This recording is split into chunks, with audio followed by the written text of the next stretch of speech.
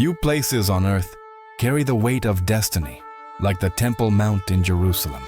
To some, it is just a hill of stone. To others, it is the center of the universe. For three faiths, it is holy ground. For politicians, it is the most sensitive flashpoint on earth.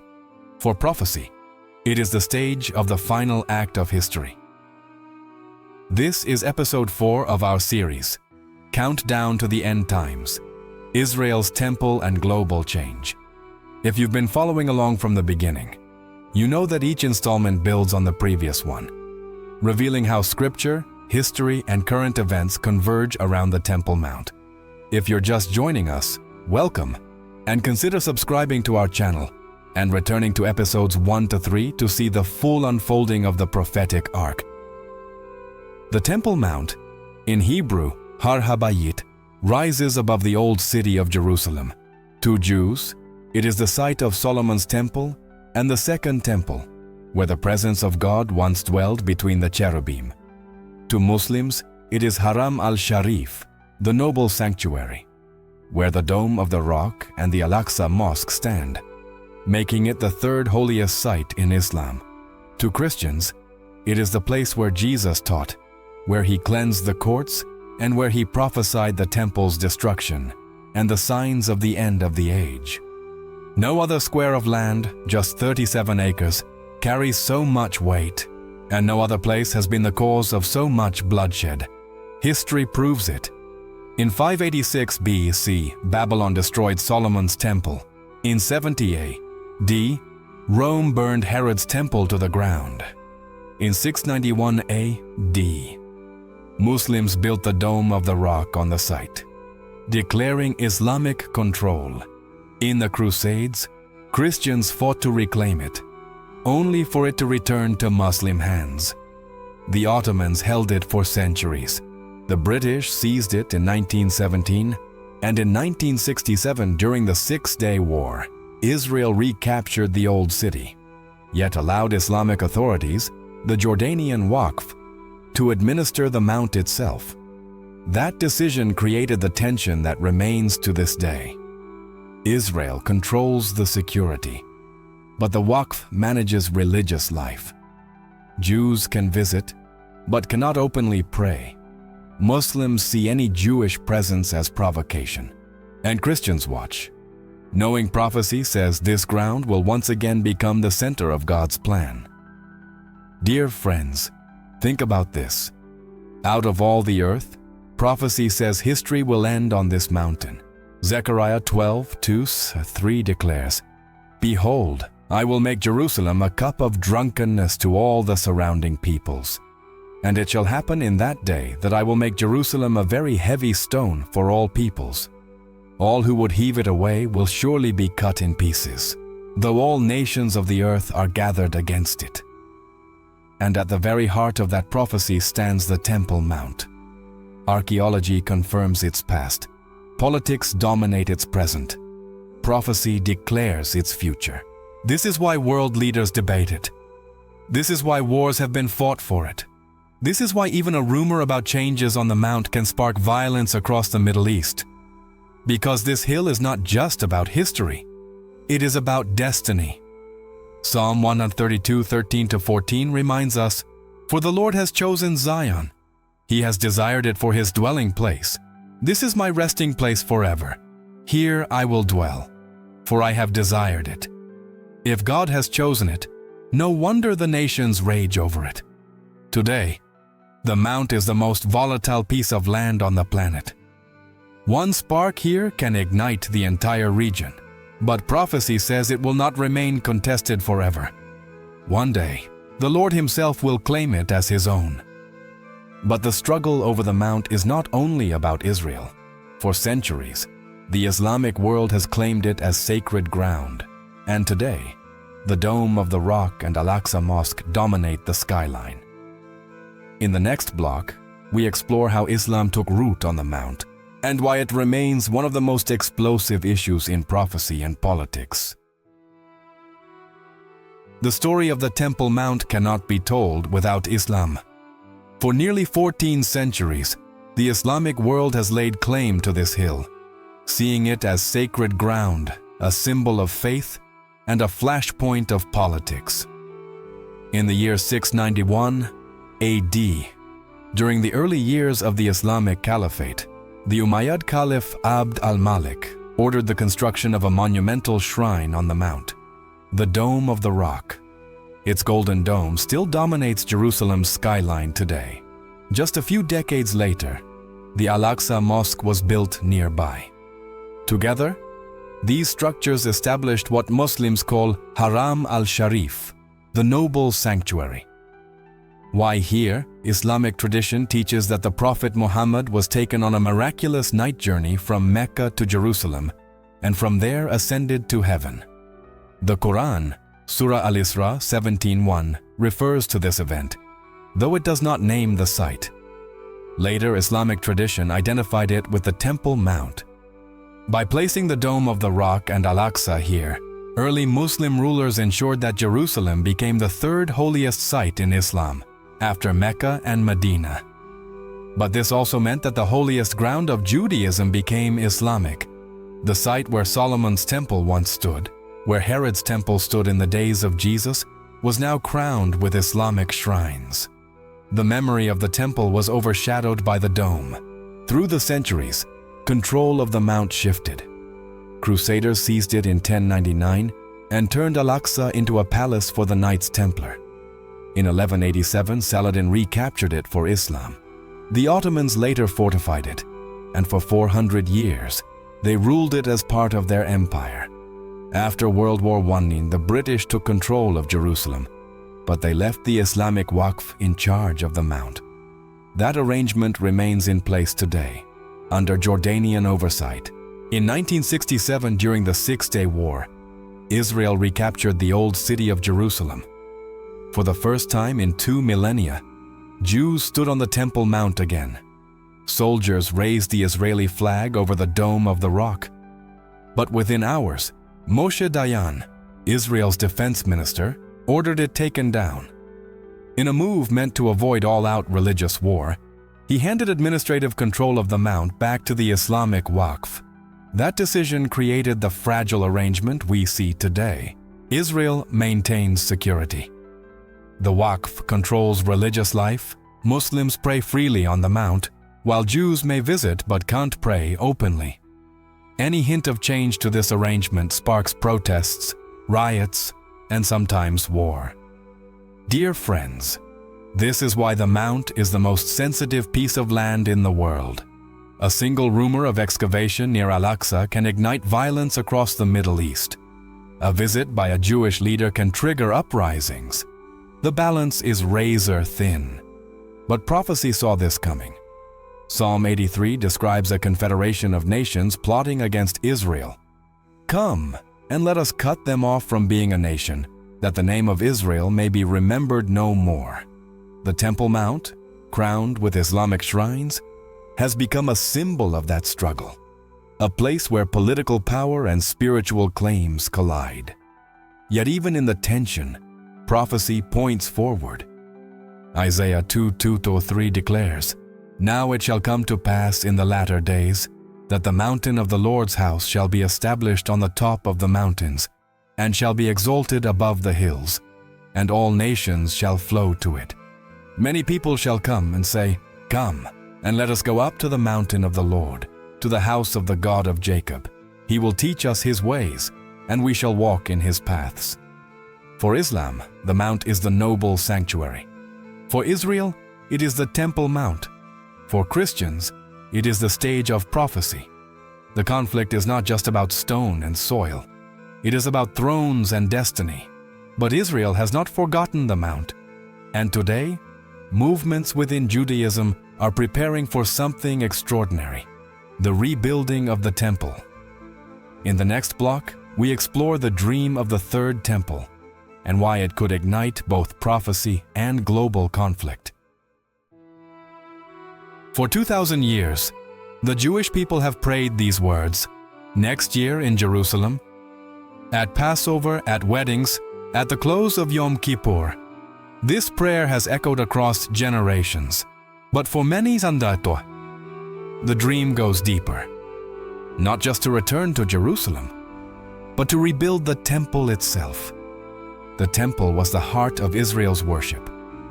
Solomon built the first, a house of glory where the Ark of the Covenant rested. After Babylon destroyed it, Zerubbabel and later Herod rebuilt the second. That was the temple where Jesus taught, where sacrifices burned, and where pilgrims gathered for feasts. In 70 AD, Rome tore it down, fulfilling Jesus' prophecy. Not one stone shall be left upon another. Since then, the temple has been gone, but the dream of its return has never died. Today, in Jerusalem, that dream is no longer just words. It is preparation. The Temple Institute, founded in 1987, has already recreated nearly every vessel needed for service.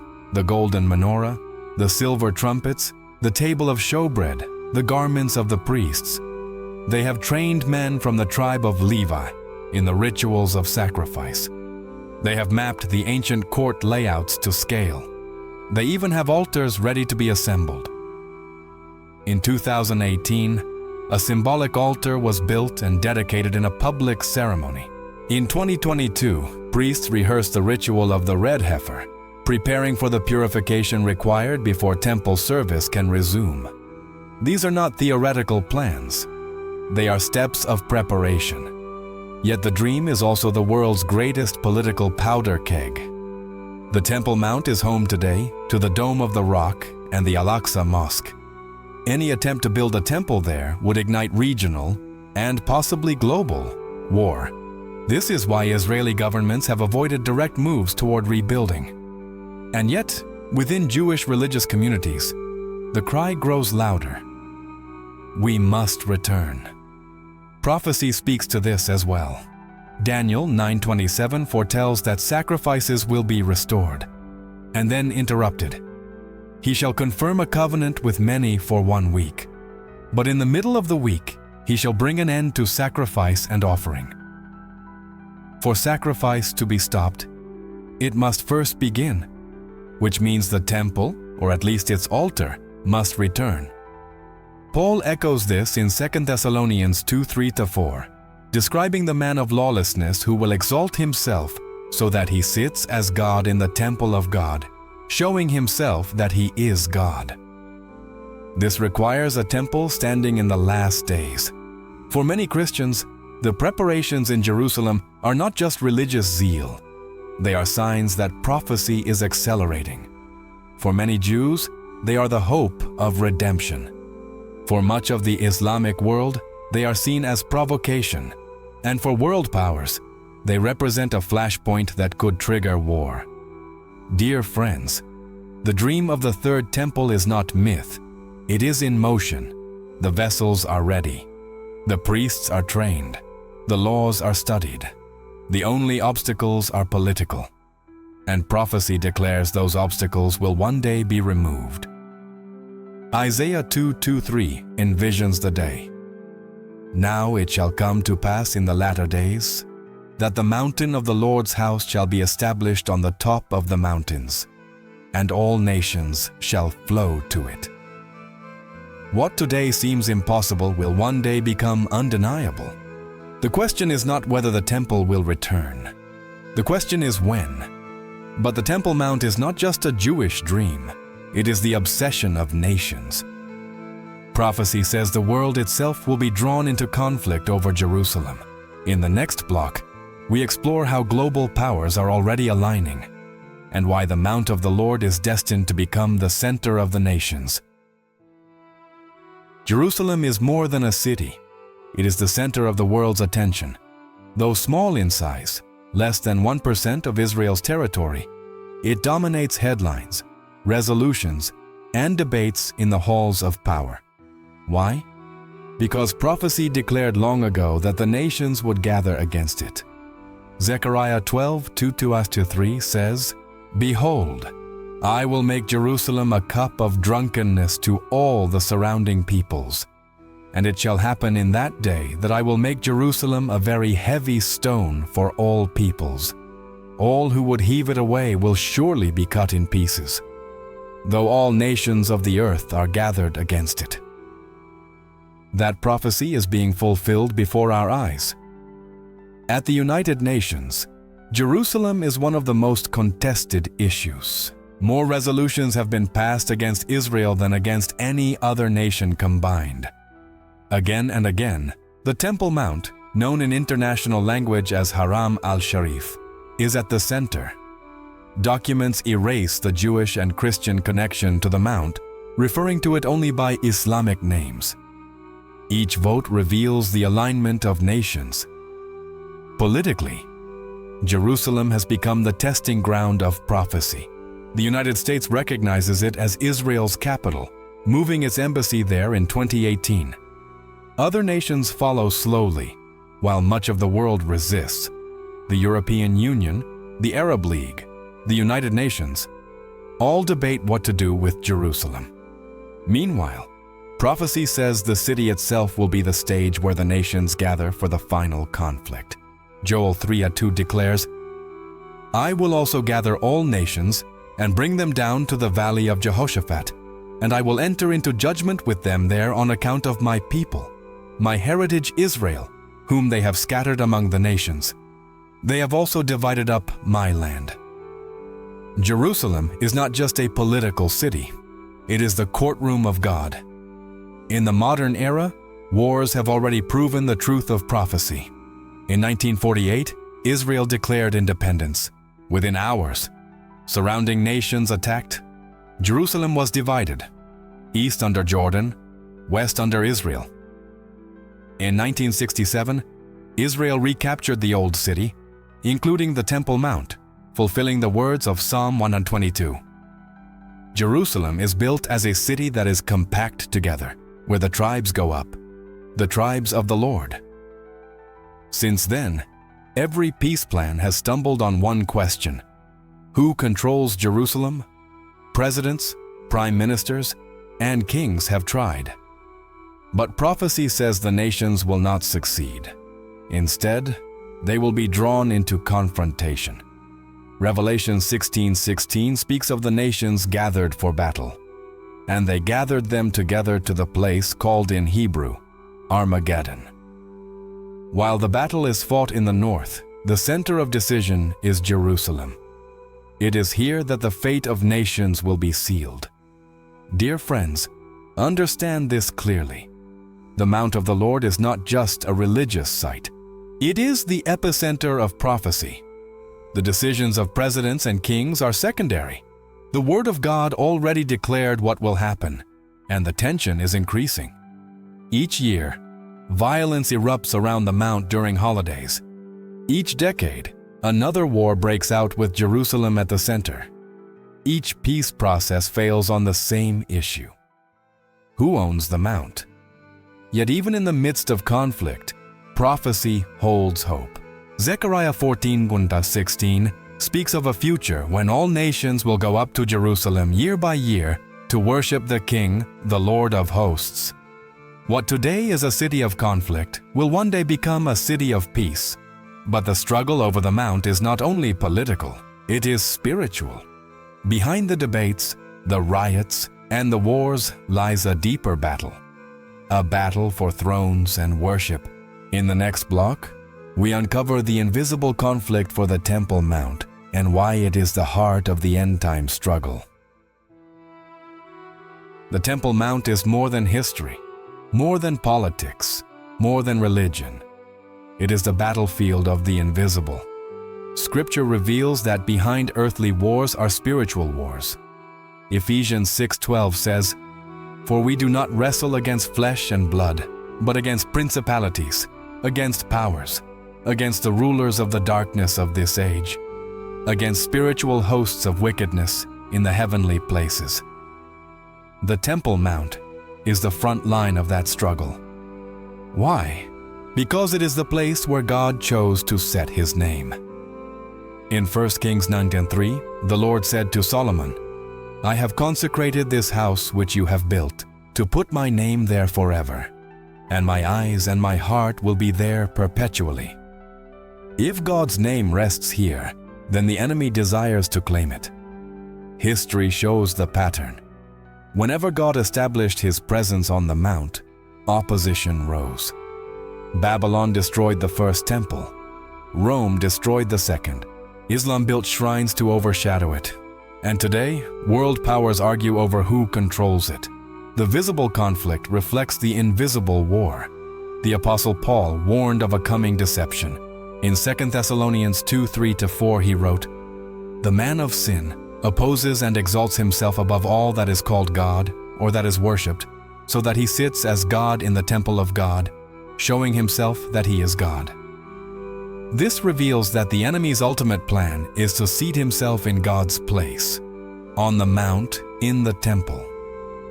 Revelation 13 describes the rise of a beastly system demanding global worship.